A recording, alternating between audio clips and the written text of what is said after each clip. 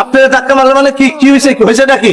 আমি 2টা কলা খাইছি, 2টা কলার দাম হলো 20 টাকা, আর 2টা পাউরুটি খাইছি, 2টা পাউরুটির দাম হলো 20 টাকা, মোট হলো 40 টাকা। তো আমি ওরা 50 টাকা দিয়ে কইছি যে আমার 10 টাকা ফেরত দে।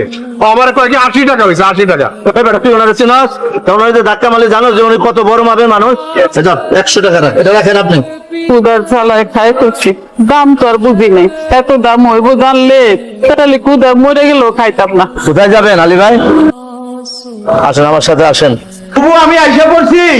তুমি চলে আসছো পাখি, পাখি তো বাড়ি চলে আসছে। কি ব্যাপার, বুবু কই, দুলাভাই কই? ওদের দেখছি না যে। আপা বলি ভাই তো বাড়িতে নেই। বাড়িতে নাই মানে? আমি আজকে আসতেছি এটা তো বুবু খুব ভালো মতোই জানে। কই গেছে তারা? 2 দিন আগে ঘুম থেকে উঠে দেখি তারা বাড়িতে নেই। কত খুঁজছি, তাই না মা? বাড়িতে নেই কেউ। তুমি এত দূর থেকে আসছো জার্নি করে, এখন তো এইসব কথা বলার সময় না। চলো বাবা ঘরে চলো। আম্মা, বুবু মোবাইল আপনার হাতে কেন? কি ব্যাপার আপনি?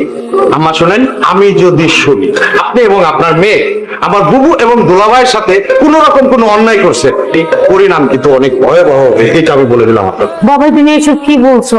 এইটা কোনো কথা বললা? আমরা কি খারাপ মানুষ? আমরা কি কিছু খারাপ করতে পারি? তোমার বোন তো আমার মায়ের মতো, আর তোমার দুলাভাই তো আমার বাবার মতো। হ্যাঁ, কত সেবা যত্ন করছি, তাও দেখলাম যে তারা হুট করে আমাকে না বলে চলে গেল। হ্যাঁ। খারাপ করছিল বলে মা বলে। খুব খারাপ করছে, আর যাওয়ার সময় মোবাইলটাও নিয়ে যায়নি, আমরা যোগাযোগ করতে পারছি না।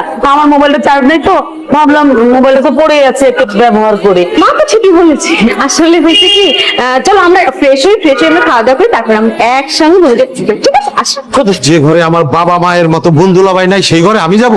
আমি বের হচ্ছি, দেখি আমার বুবু কই আছে, আমার দুলাভাই কই আছে, আমি তাদের সঙ্গে করে নিয়ে এই ঘরে ঢুকবো। আমি বের হচ্ছি, আর যাওয়ার আগে শেষবারের মতো আপনাদের দুজনকে আমি বলে দিয়ে যাচ্ছি, যদি আমার বোন দুলাভাইয়ের সাথে কোনো অন্যায় হয়ে থাকে এর পরিণতি যে কত ভয়ঙ্কর হবে সেটা আপনাদের টের পাবেন। মামা চলে যাচ্ছে।